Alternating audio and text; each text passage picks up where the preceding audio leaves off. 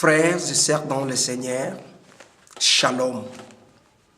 Que la paix du Seigneur qui découle après ce nom de Shalom puisse être votre partage, vous qui allez disposer votre temps pour suivre cette vidéo qui est faite pour apporter un enseignement, pour annoncer l'évangile de notre Seigneur Jésus-Christ de Nazareth. Vraiment, nous voulons premièrement rendre gloire à Dieu.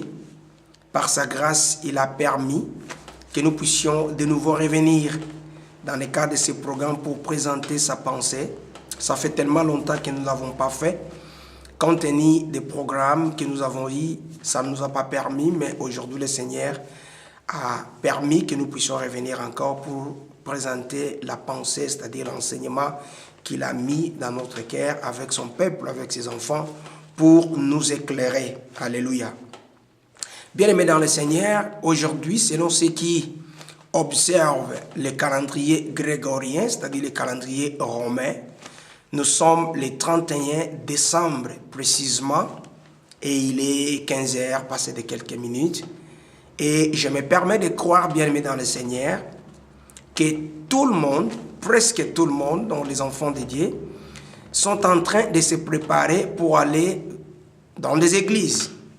Pourquoi? Puisqu'il y a eu des réunions, des prières qui ont été convoquées par les pasteurs, les dirigeants des églises, des réunions de prières que nous appelons réveillons, des réunions au travers desquelles les enfants ont prétendu traverser l'année 2015 pour entrer dans l'année 2016 à minuit. Et je crois que tout a été mis en place. Des préparatifs ont été faits, des posters ont été publiés, des déclarations prophétiques ont été faites et les enfants de Dieu sont vraiment préparés pour ces événements. Et aujourd'hui, nous voulons, avec la lumière de la parole de Dieu, voir si nous marchons conformément aux Écritures, c'est-à-dire si nous sommes conformes à la pensée de Dieu par rapport à ce temps, par rapport à cet événement qui a pris presque tout le monde en étau. Alléluia. Et c'est autour de cela que nous allons partager la parole cet après-midi. J'aimerais bien aimer dans le Seigneur vous inviter sans pour autant, sans perdre le temps, que nous puissions abaisser nos têtes dans la prière afin de commencer à exploiter cet enseignement. Prions. Seigneur, nous te bénissons pour ce temps merveilleux que tu nous as accordé par ta grâce et nous voulons, Seigneur, que tu nous parles dans ce temps. Fais-nous du bien, touche-nous, éclaire-nous au nom de Jésus-Christ et de Nazareth. Amen. Amen. Encore une fois, bien-aimés dans le Seigneur, Shalom. Que la paix de notre Seigneur Jésus-Christ soit votre partage.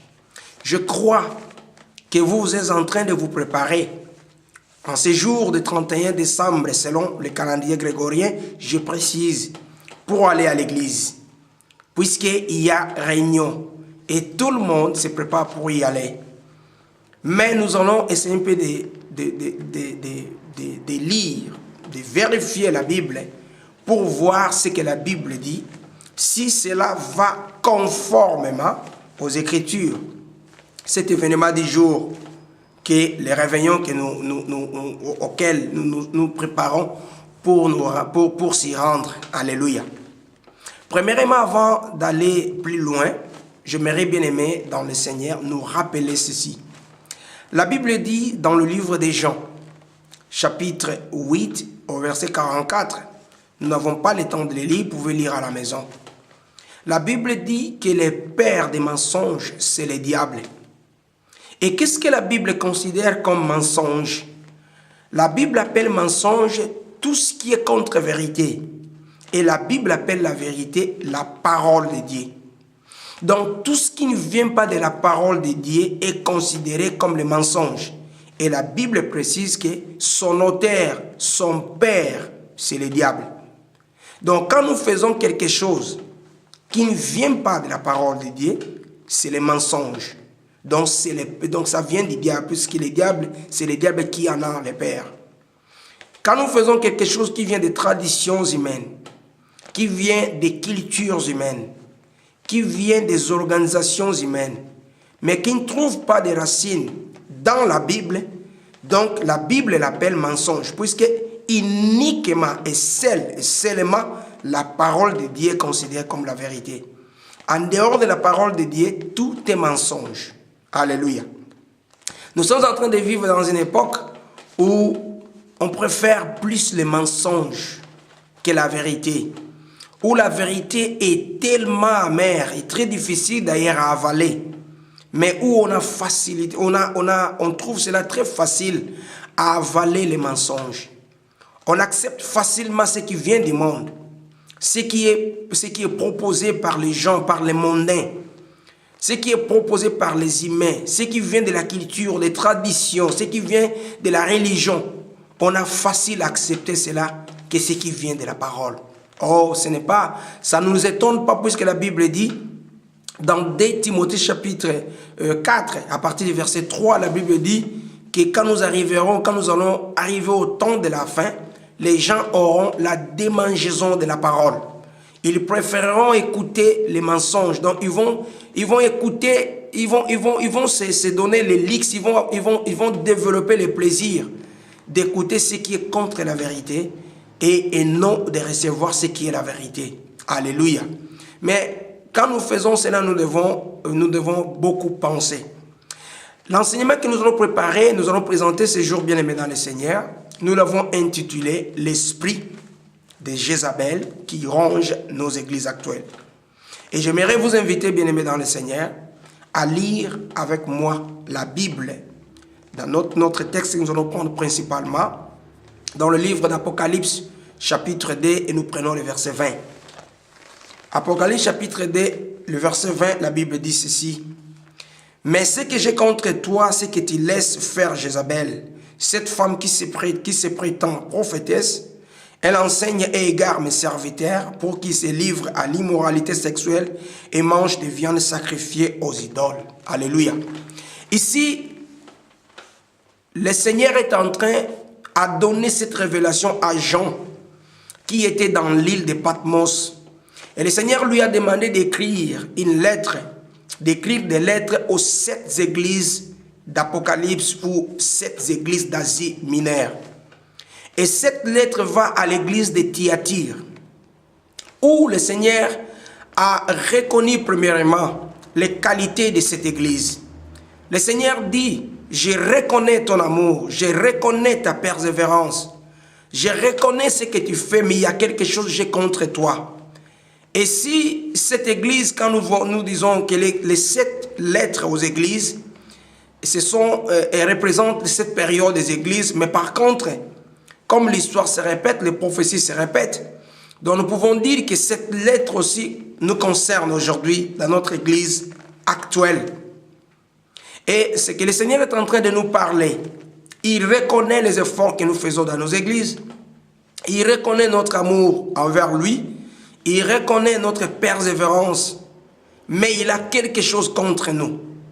Et ici, le Seigneur va dire, dans cette lettre, ce que j'ai contre toi, c'est que tu laisses Jézabel, qui se prétend prophétesse, d'enseigner, et que les enseignements que Jézabel est en train d'enseigner égarent le peuple, égarent les enfants de Dieu. Alléluia. Donc ce sont des enseignements ce sont des enseignements que nous appelons des enseignements de séduction, qui séduisent les enfants de Dieu. Amen. L'esprit de Jézabel, si nous voulons comprendre cet esprit, c'est quoi l'esprit de Jézabel? Si nous voulons comprendre l'esprit de Jézabel, nous devons rentrer dans l'Ancien Testament, dans le livre de 1 Roi, chapitre 19. Nous pouvons encore lire 1 Roi, le même livre, chapitre 21, où nous prenons 2 Rois, chapitre 15.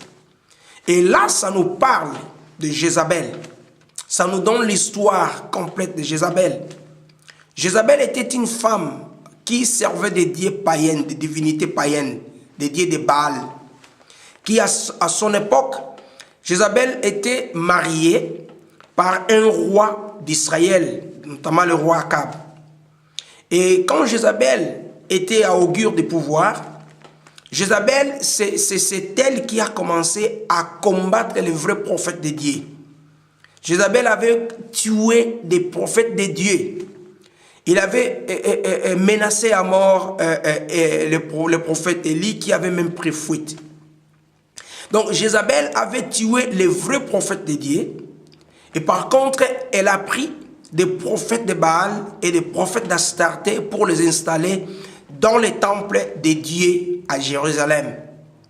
Et pour la toute première fois, bien aimé dans les Seigneurs, on a commencé à adorer les dieux Baal. Pourquoi? Parce que Jézabel avait introduit les dieux Baal. Donc, les abominations sont entrées dans l'église.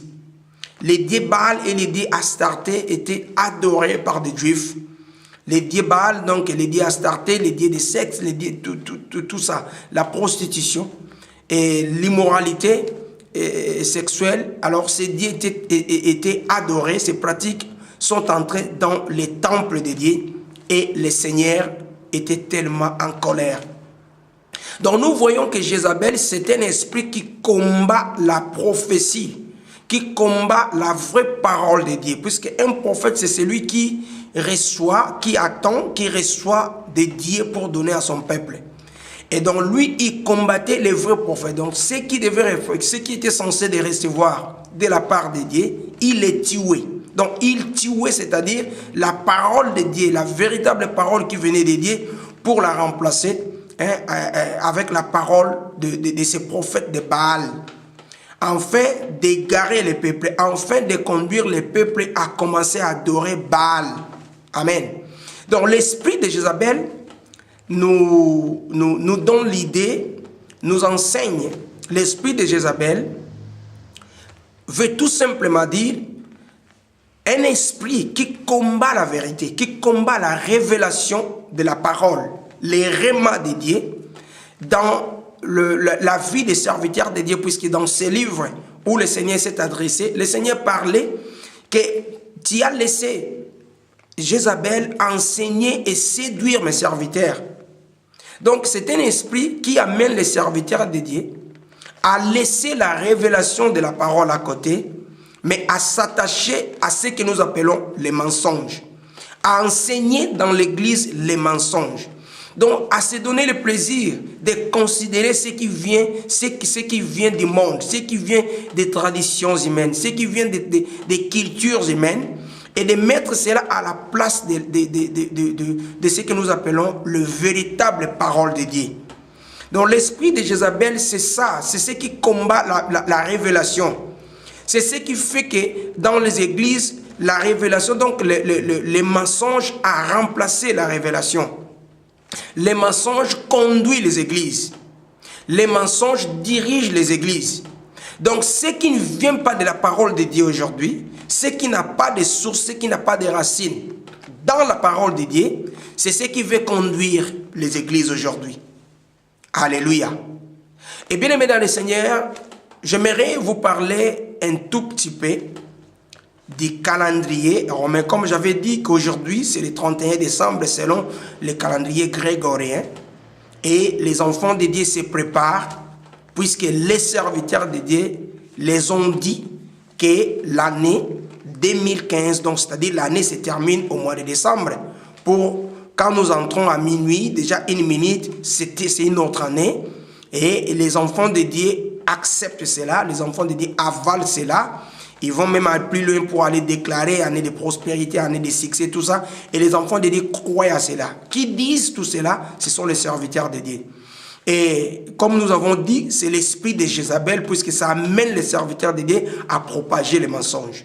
Et quand les mensonges est propagé, c'est le diable qui est glorifié, c'est le diable qui est observé, c'est le diable qui est adoré, c'est le diable qui est célébré à la place de Dieu. J'aimerais vous parler du calendrier, comme j'avais dit, calendrier grégorien, qui a fait aujourd'hui, que nous sommes le 31 décembre, qui a donné l'objet de plusieurs réveillons partout à travers le monde. Le calendrier que nous observons aujourd'hui, c'est le calendrier grégorien. C'est un calendrier romain. Et d'ailleurs, les Romains avaient plusieurs calendriers avant. Il y avait notre calendrier qu'on appelle le calendrier julien. Et le calendrier grégorien a remplacé le calendrier julien. Et quand vous regardez, si vous allez faire des recherches, vous allez trouver les calendriers juliens, donc plusieurs calendriers romains avant. Et vous trouverez même que les mois tels que nous observons les mois aujourd'hui dans les calendriers qui a précédé les calendriers aujourd'hui, les calendriers grégoriens que nous utilisons presque partout, presque tout le monde aujourd'hui. Et les mois n'étaient pas comme on les trouve aujourd'hui, puisque dans les calendriers juliens, c'est le mois de mars qui était le premier mois de l'année. Or, tous les calendriers romains, même les calendriers grégoriens que nous avons aujourd'hui, c'est un calendrier qui est entré en action, donc qui a commencé à être utilisé à partir du 15e siècle. Mais avant, il y avait plusieurs autres calendriers. Tous ces calendriers ne viennent pas de Dieu, voulais-je dire. Tous ces calendriers, même les calendriers grégoriens, que ce soit les calendriers juliens, même les calendriers que les Romains ont exploités avant, n'ont pas été créés par Dieu. Quand nous rentrons dans l'Ancien Testament, nous devons constater que le Seigneur avait parlé pour la toute première fois à Moïse et à Aaron, au moment où ils étaient encore en Égypte. Dieu les avait parlé en ces termes en disant: j'aimerais vous inviter que nous puissions lire cela dans Exode chapitre 12 et nous allons commencer à partir du verset 1er. Exode chapitre 12. Exode chapitre 12 à partir du verset 1er, écoutez ce que dit la Bible. L'Éternel dit à Moïse et à Aaron en Égypte: ce mois-ci sera pour vous les premiers mois. Sera pour vous les premiers des mois. Vous les considérez comme les premiers mois de l'année. Je répète. L'Éternel dit à Moïse et à Aaron en Égypte: ce mois-ci sera pour vous les premiers des mois. Vous les considérerez comme les premiers mois de l'année. Transmettez ces instructions à toute l'ensemble d'Israël. Le 10e jour de ce mois, on prendra un agneau pour chaque famille, un agneau pour chaque maison. Si la maison est trop peu nombreuse pour un agneau, on le partagera avec les plus proches voisins. Alléluia. J'aimerais tout simplement me limiter ici. Bien aimé dans le Seigneur, quand vous allez à la maison, vous pouvez continuer à exploiter ces passages où le Seigneur a parlé à Moïse et Aaron. Et quand nous regardons là-bas, ça c'était l'institution de la Pâque. La première Pâque qui a été célébrée en Égypte quand les enfants d'Israël se préparaient pour quitter l'Égypte. Et c'est là où le Seigneur a institué la Pâque pour la toute première fois. Et le Seigneur va dire à Moïse et Aaron, il dit: c'est moi ici, quand vous célébrez la Pâque, ça sera pour vous les premiers mois de l'année, dans le mois de mars. Et vous allez remarquer que même les Romains ont observé leur calendrier presque semblable à ce calendrier que Dieu lui-même avait établi et que le Seigneur avait donné à son peuple. Depuis tous ces temps, les enfants d'Israël ont vécu avec les lois de Moïse, ce que nous appelons la loi mosaïque, et ils ont utilisé ces calendriers. Et les mois qui comptaient dans ces calendriers n'étaient pas semblables aux mois comme nous utilisons dans les calendriers présents, les calendriers grégoriens et d'autres calendriers romains. Et les enfants d'Israël ont utilisé ces calendriers jusqu'à la venue de Jésus, même après. Mais l'Église, comme nous connaissons tous, après la mort de Jésus, vers 7e siècle, au 70e siècle, pardon, l'histoire nous apprend que Jérusalem était de nouveau assiégée, puisque les Juifs avaient cherché de se libérer de l'oppression romaine, de cette occupation romaine.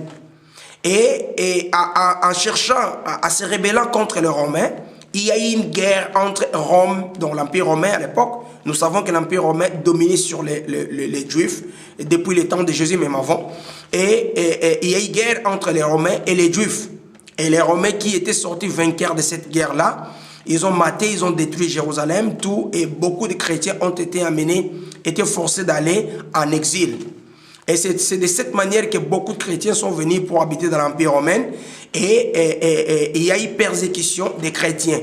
Et les empereurs romains ont commencé à persécuter les chrétiens parce qu'ils ont trouvé qu'ils avaient leur culture, ils avaient leur tradition, hein, les cultures, les traditions romaines ne coïncidaient pas avec le christianisme.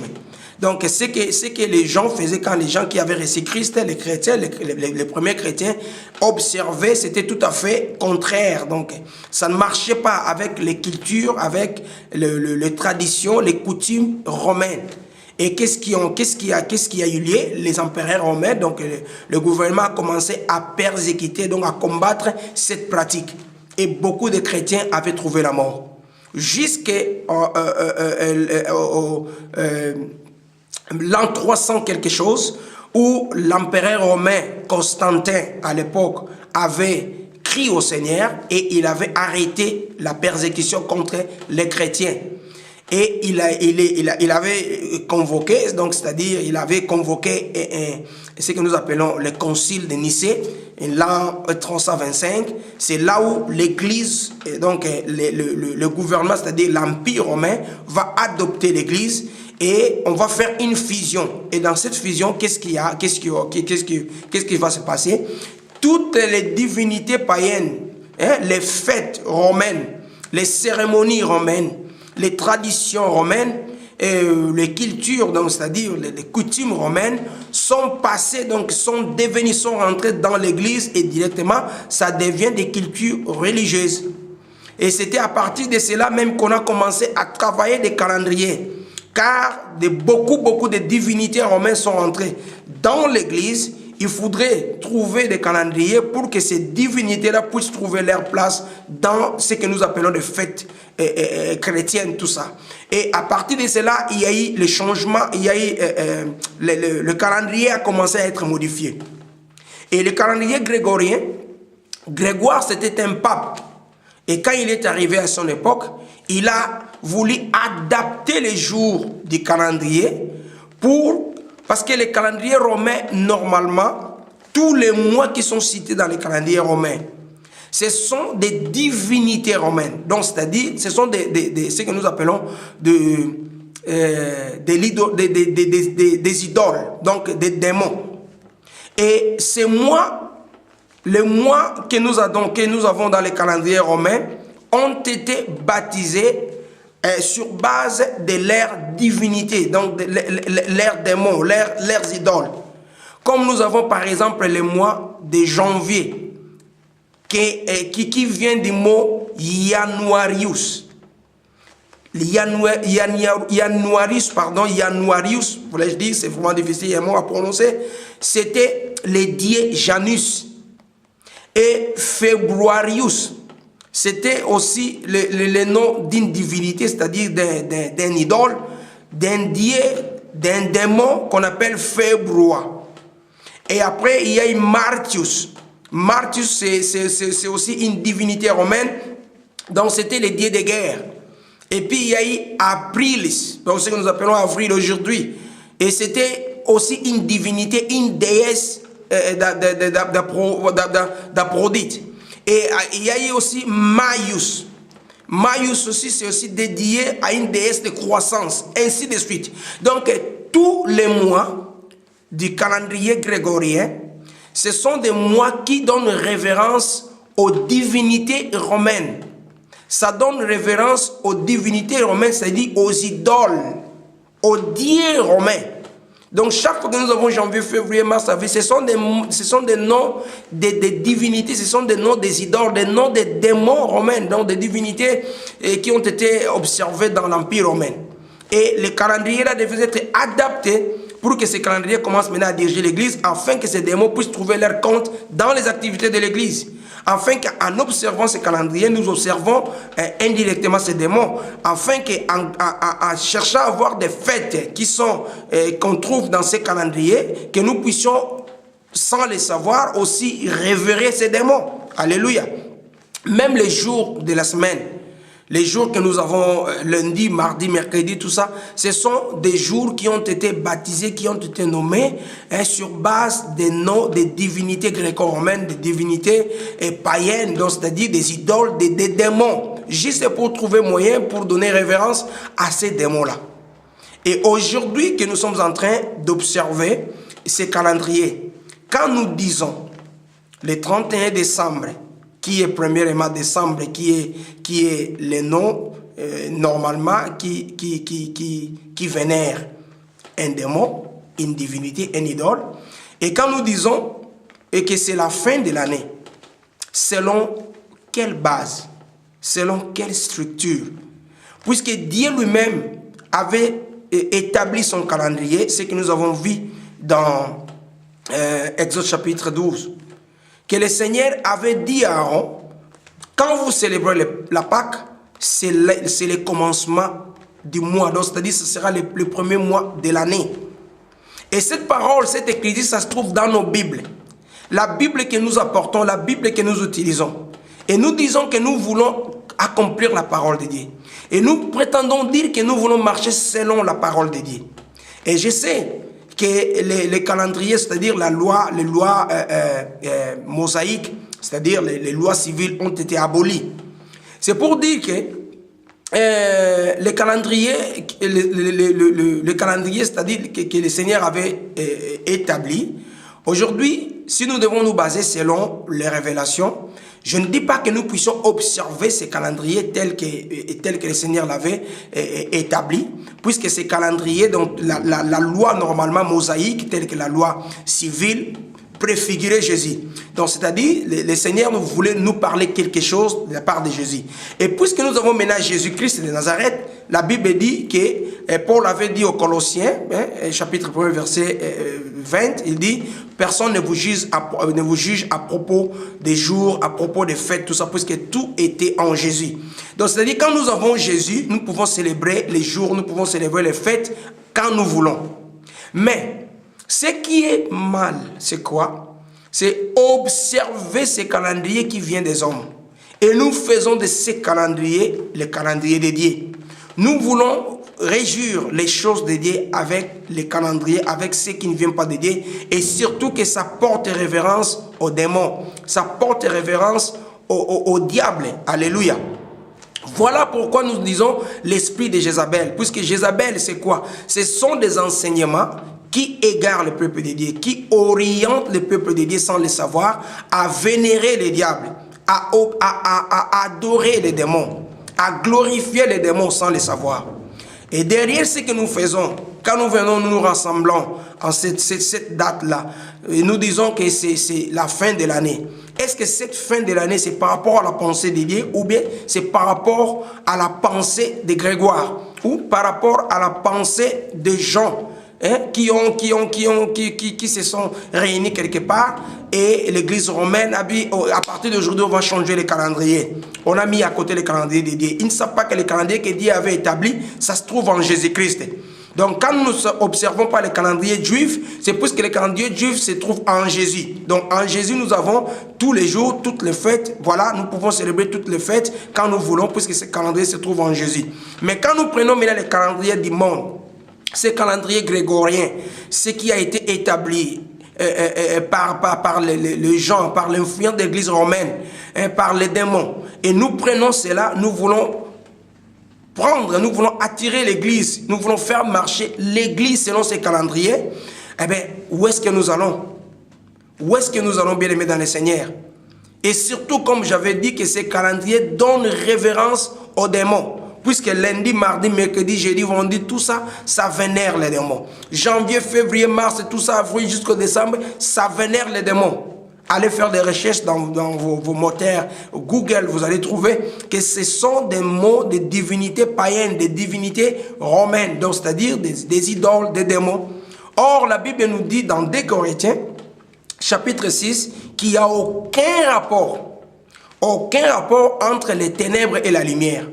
Aucun rapport entre Satan et Dieu. Donc, quelque chose qui ne vient pas de Dieu, c'est-à-dire ça vient de Satan. Ce qui ne vient pas de Dieu, Dieu ne peut jamais l'encaisser, puisque nous, ici dans le monde, nous nous sommes mis d'accord pour suivre ce calendrier. Alors, bon, le Seigneur va aussi s'arranger derrière nous. Non, ce qui ne vient pas de Dieu ne vient pas de Dieu. Et ce qui vient du diable ne peut jamais cohabiter avec Dieu, puisqu'il n'y a aucun rapport entre les ténèbres et la lumière. Alléluia. Et en prenant ce calendrier, nous participons à la coupe des démons. La Bible dit, nous ne pouvons pas participer à la coupe du Seigneur, en même temps participer à la coupe des démons. Donc nous sommes en train de chercher à glorifier Dieu, mais par contre nous prenons ce qui glorifie le diable. Et nous cherchons à glorifier Dieu avec ce qui glorifie Satan, avec ce qui glorifie les démons, avec ce qui vénère Satan, avec ce qui donne gloire à Satan. Mais nous prenons cela, soi-disant, nous voulons glorifier Dieu avec cela. Bien-aimés dans le Seigneur, vivre avec les calendriers romains, c'est différent d'utiliser les calendriers romains, surtout pour les fins ecclésiastiques, surtout pour les fins de l'Église. Vivre avec le calendrier romain, oui. Le calendrier grégorien, puisque nous sommes dans le monde, ce calendrier est en train de marquer tout dans le monde, les temps, les jours et tout. Et nous vivons dans cela. Nous vivons avec ce calendrier. Mais quand il s'agit des choses de Dieu, nous ne pouvons jamais prendre quelque chose qui vient du diable pour que cela puisse arranger, pour que cela puisse arranger cela derrière les choses de Dieu et que cela puisse marquer les choses de Dieu. Non. Quand il s'agit des choses de Dieu, nous devons chercher la Bible et que les choses de Dieu doivent marcher simplement, uniquement avec la parole de Dieu, avec ce qui vient de la parole. Et si cela ne trouve pas compte dans la parole de Dieu, donc c'est que nous ne pouvons jamais prendre quelque chose qui vient du monde, qui vient des traditions, qui vient des cultures humaines, pour faire de cela quelque chose qui va orienter, qui va diriger les choses de Dieu. Non. Et si vous lisez bien, vous trouverez que, bien aimé dans le Seigneur, on est en train de nous faire participer à la table des démons. Et quand nous crions bonne année par rapport à quoi? Nouvel an par rapport à quoi? Déjà et même les Romains, ils ont eu des calendriers où le mois de mars était le premier mois de l'année. Et peu à peu, ils vont commencer à changer. Vous ne voyez même pas que les humains sont en train de nous manipuler. Vous ne voyez pas qu'ils cherchent à nous dévier. Vous ne voyez pas que le diable est très malin. Il cherche à dévier les enfants de Dieu. Pourquoi nous ne devons pas être bibliques? Pourquoi nous ne devons pas rentrer dans ce que dit la Bible? Bien sûr, si nous n'allons pas utiliser le calendrier juif pour dire que bon, nous n'allons pas faire comme les juifs parce que la loi mosaïque était déjà annulée, oui. Mais la loi mosaïque, la Bible dit préfigurer Jésus. Donc c'est que tout ce qui a été dit dans la loi mosaïque ne parlait que de Jésus. Donc c'est que ça trouve son compte en Jésus. Et quand nous avons Jésus, donc nous avons ce calendrier. Et quand nous avons Jésus, nous ne pouvons pas prendre un autre calendrier pour célébrer Jésus, puisque Jésus, c'est Dieu. Donc nous devons rester bibliques. Nous devons suivre les Écritures. Aujourd'hui, nous avons mis à côté la parole de Dieu. Mais nous voulons suivre le monde. Beaucoup de pasteurs aujourd'hui, ils vont se retrouver avec les enfants de Dieu. Et quand il est minuit, ils vont crier « Bonne année !» tout ça. Et ce qui est encore plus grave, le faire à minuit. Car selon Dieu, les jours ne commencent pas à minuit. Quand nous lisons Genèse chapitre 1er, la Bible dit « Le Seigneur appela la lumière fut, et ce fut le premier jour, ce fut un soir et un matin, ce fut le premier jour. » Donc les jours, selon Dieu, commencent à 18h. Et nous en avons vu même avec les Juifs. Quand Jésus était mort, nous en avons vu dans Luc chapitre 22, prenez et lisez à partir des versets 50 que Jésus était mort, on précipitait. Hein? On était vraiment dans la précipitation pour aller demander la permission auprès de Pilate pour enlever son corps de la croix. Pourquoi? Parce qu'ils ont dit que les sabbats approchaient. Donc les jours ne commencent pas à minuit. Donc vous voyez, on nous a plongé dans les mensonges. Mais ce qui est mal est que les enfants de Dieu aujourd'hui, dirigés par les pasteurs, on nous fait avaler ces mensonges. Bien aimés dans le Seigneur, quand vous allez dans l'église aujourd'hui, pour aller le 31, passer, je ne sais pas, à minuit pour dire que nous entrons dans l'année nouvelle. Cette année nouvelle, c'est selon les gens, c'est selon les humains, c'est selon le diable, c'est selon le romain, c'est selon la pensée humaine, selon la culture humaine. Mais selon Dieu, l'année ne commence pas au mois de décembre, ne commence pas au mois de janvier, ne se termine pas non plus au mois de décembre et surtout pas à minuit. Que le Seigneur nous éclaire, que le Seigneur nous amène à bien comprendre la parole, à comprendre, à commencer à faire, les choses selon la parole, selon les Écritures, de bien lire les Écritures pour que nous soyons éclairés. Si nous sommes éclairés, nous n'allons pas attendre le mois de décembre, parce que ça ne signifie rien devant Dieu. Mais par contre, si nous voulons célébrer l'année, pour nous, l'année que nous célébrons les chrétiens, c'est l'année de grâce que le Seigneur a dit dans Luc chapitre 4, verset 18, que l'Esprit du Seigneur est sur moi, il m'a oint pour annoncer la bonne nouvelle, tout ça pour proclamer l'année de grâce. Et c'est cette année de grâce-là, ce que nous appelons l'année de l'Église. Donc l'Église, pendant toute sa période, la période qu'elle va être sur terre ne représente qu'une année, ne représente que l'année de grâce. Et c'est cette année que nous avons besoin. Et tout ce qui a été fabriqué par les humains pour nous faire participer à la table des démons, pour que nous puissions révéler les démons, bien aimés dans le Seigneur, nous devons ouvrir les yeux. Vous allez dans des églises, je ne sais pas si vous lisez la parole de Dieu, si vraiment vous allez comprendre que si le Seigneur considère aussi l'année comme vous le considérez, et vraiment que cet enseignement nous apporte lumière. Que le Seigneur nous bénisse, que le Seigneur nous fortifie et surtout qu'il nous délivre de l'ignorance. Soyez bénis au nom de Jésus-Christ. Amen. Prions. Seigneur, nous te bénissons pour cet enseignement. Merci d'avoir touché ton peuple. Éclaire-nous, continue à nous éclairer pour ne pas être séduits puisque nous sommes pendant le temps de la séduction. Gloire soit rendue à ton nom. Au nom de Jésus-Christ de Nazareth, nous avons ainsi prié. Amen. Ciao, restez bénis et à la prochaine.